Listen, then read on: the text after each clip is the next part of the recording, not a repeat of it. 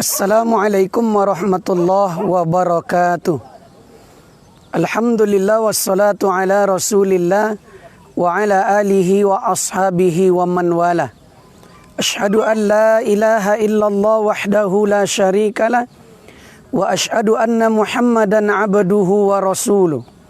Allahumma salli wa sallim wa barik ala Muhammad wa ala alihi wa ashabihi ajma'in.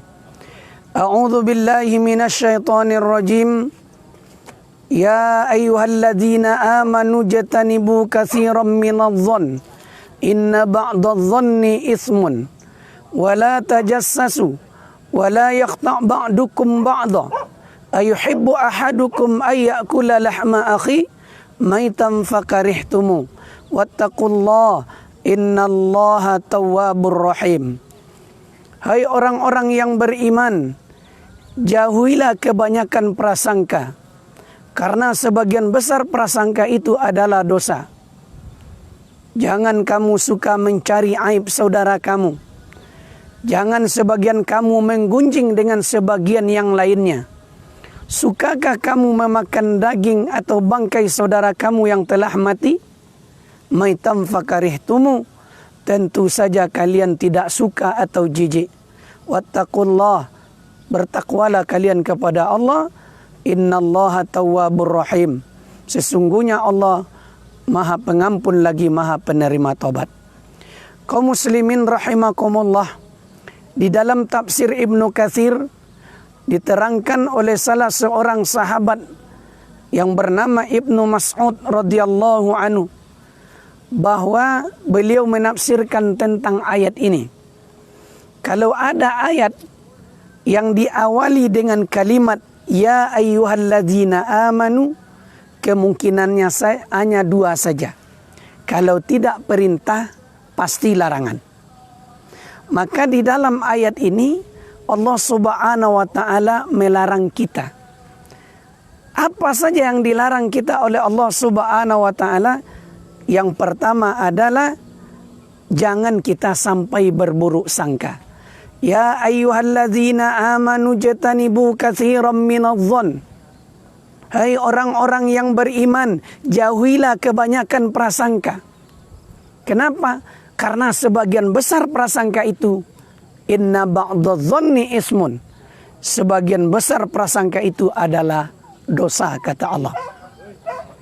Kalau ada di antara kita berburuk sangka terhadap saudara kita, terhadap karib kerabat kita, terhadap keluarga kita, terhadap sesama orang yang beriman, berarti dia telah mendapatkan dosa besar.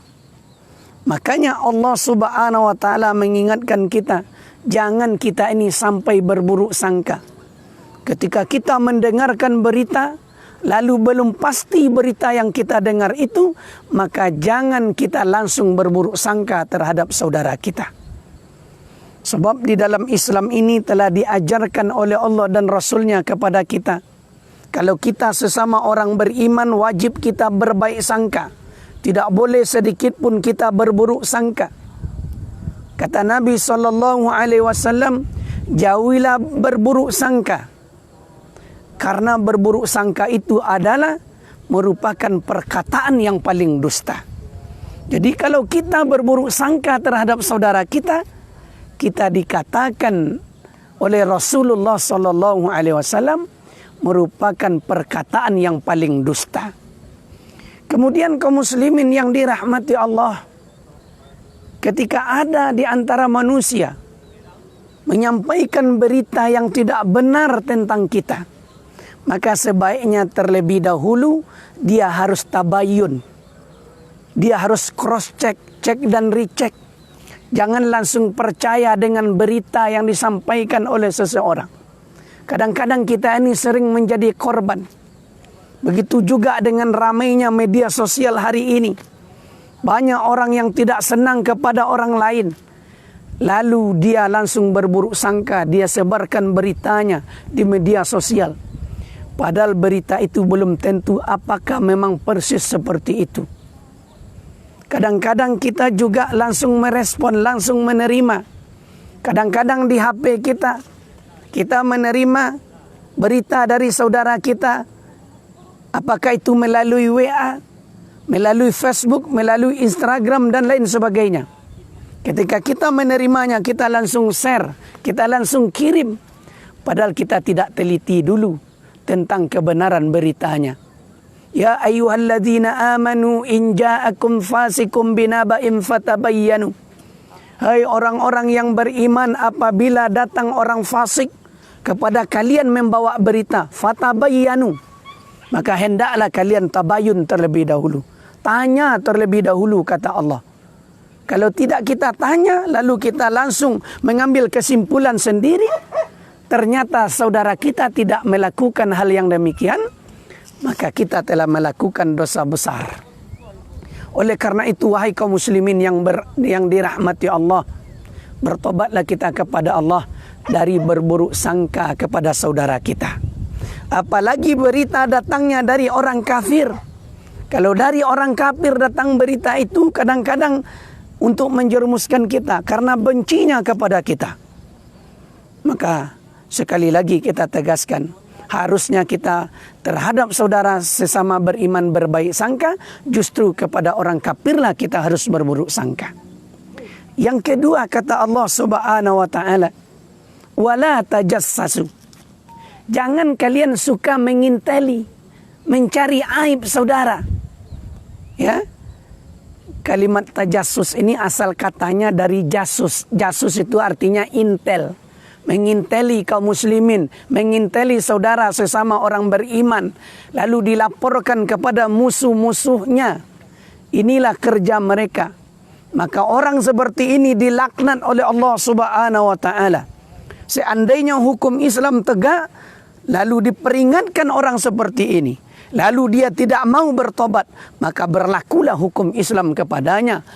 Karena dia telah termasuk ke dalam kategori orang-orang munafik, mencari-cari berita, ya, mencari aib saudara untuk dia sampaikan kepada musuh-musuh Allah dan Rasulnya dan juga musuh kaum muslimin. Sekali lagi, kalau ada yang menginteli kaum muslimin, menginteli para ustaz, menginteli para buya, para kiai, para ulama, lalu dia laporkan kepada orang-orang kafir, kepada musuh-musuh Islam, maka orang yang menginteli tadi, kalau seandainya tegak hukum Islam, maka hukumnya dipancung.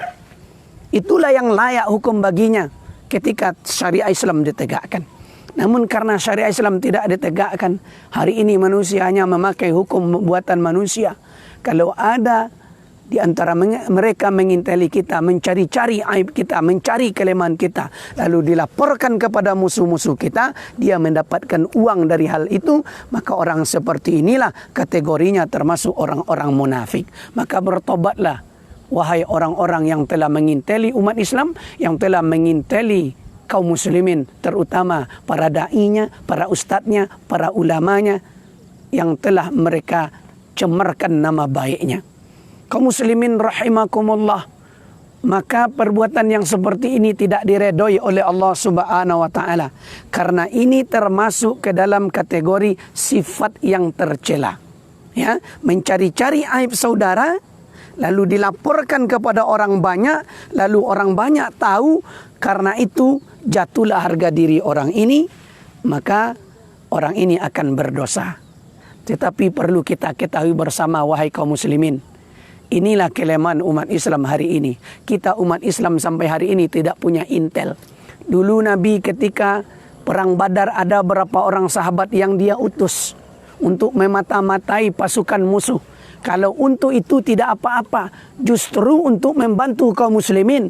Tetapi hari ini orang menginteli kita bukan untuk membantu kaum muslimin, tetapi justru untuk menyampaikan berita ini kepada musuh-musuh Islam.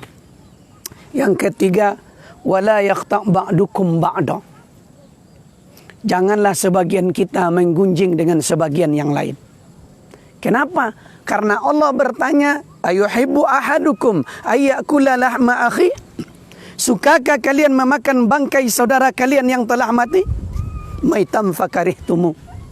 Pasti kalian tidak suka, pasti kalian jijik. Apa itu yang dimaksud dengan riba? Riba itu maksudnya bergunjing. Ya, Nabi pernah bertanya kepada para sahabat, "At-tadruna mal riba?" Tahukah kalian apa itu riba? Qalu Allah wa rasulu a'lam. Allah dan Rasulnya yang lebih tahu. Qala zikraka akhaka yakrahu. Engkau membicarakan aib saudaramu di belakangnya yang ia tidak suka dibicarakan. Itulah yang dikatakan dengan gunjing. Dan gunjing itu berkaitan dengan aib seseorang. Tetapi kalau ada orang membicarakan tentang orang yang menghina Islam, tentang orang yang menghina Allah dan Rasulnya, tentang orang yang melecehkan Al-Quran, kitab suci kita, itu bukan bergunjing namanya. Justru dia memberitahu kepada kaum muslimin supaya kaum muslimin tahu bahwa ini orang yang benar, ini orang yang salah. Ya, ketika ada orang melecehkan Islam berarti dia salah, bukan mempergunjingkan dia. Itu bukan aib namanya. Aib itu berkaitan dengan pribadi seseorang. Kalau ada pemimpin hari ini, para pejabat hari ini, dia zalim terhadap umat ini, lalu kita sampaikan, ini bukan bergunjing namanya. Tetapi justru kita menyampaikan kebenaran supaya orang banyak tahu, supaya kaum muslimin paham siapa yang benar, siapa yang salah.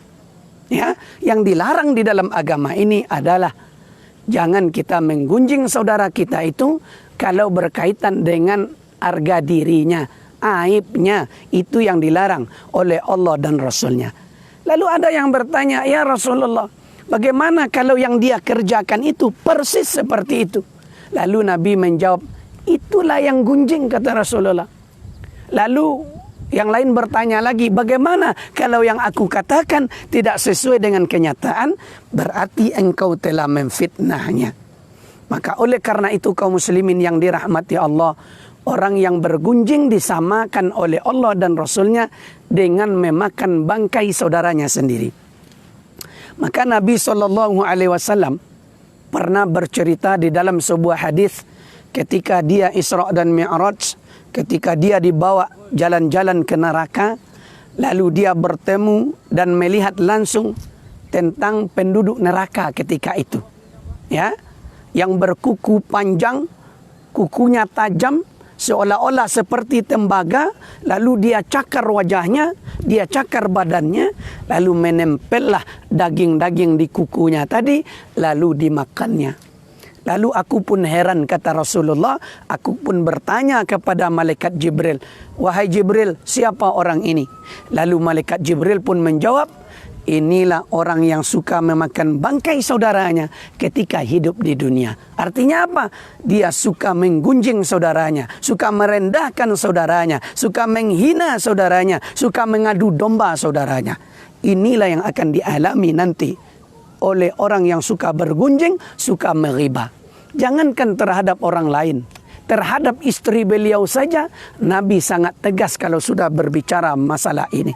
Suatu kali Nabi sedang bersama Aisyah radhiyallahu anha. Lalu lewatlah salah seorang istri beliau yang lain, namanya Sofia. Sofia ini kebetulan tubuhnya agak gemuk. Lalu ketika itu Aisyah berbicara kepada Rasulullah, ya Rasulullah, cukuplah bagi engkau Sofia begini dan begini. Maksudnya apa? Badannya gemuk, pendek. Artinya Aisyah ketika itu merendahkan Sofia. Melihat ucapan istrinya seperti itu, langsung berubah roman muka, langsung memerah wajah Nabi ketika itu. Lalu Nabi pun berkata, wahai Aisyah, seandainya perkataan engkau tadi dimasukkan ke dalam air laut, maka air laut akan berubah menjadi busuk. Artinya apa kaum muslimin yang dirahmati Allah? Ucapan orang yang suka bergunjing itu sama dengan bangkai, akan berubah menjadi busuk. Oleh karena itu kata Allah, wattaqullah, bertakwalah kalian kepada Allah. Innallaha tawwabur rahim, sesungguhnya Allah Maha Pengampun lagi Maha Penerima tobat. Kaum muslimin rahimakumullah, inilah di antaranya ya, kita diajarkan oleh Allah dan Rasulnya supaya kita menjauhi sifat-sifat yang tercela tersebut, yakni jauhilah sifat berburuk sangka dan juga jauhilah menginteli, mencari aib saudara, mencari kelemahannya, dan juga jauhilah menggunjing saudara-saudara kita, karena belum tentu yang kita gunjing itu ya lebih hina dari kita. Boleh jadi yang kita gunjing itu, yang kita katakan itu jauh lebih baik daripada kita. Jangan-jangan kita yang suka bergunjing ini yang jauh lebih jelek sifat kita dibandingkan dengan saudara yang kita gunjingkan itu. Oleh karena itu sekali lagi kami sampaikan, bertobatlah kita kepada Allah Subhanahu wa taala sebelum napas sampai di tenggorokan, sebelum matahari terbit dari arah barat. Mudah-mudahan ini menjadi renungan bagi kita bersama. Aqulu qawli hadza astaghfirullahi wa lakum. Subhanakallahumma wa bihamdika asyhadu an la ilaha illa anta astaghfiruka wa atubu ilaik. Assalamualaikum warahmatullahi wabarakatuh.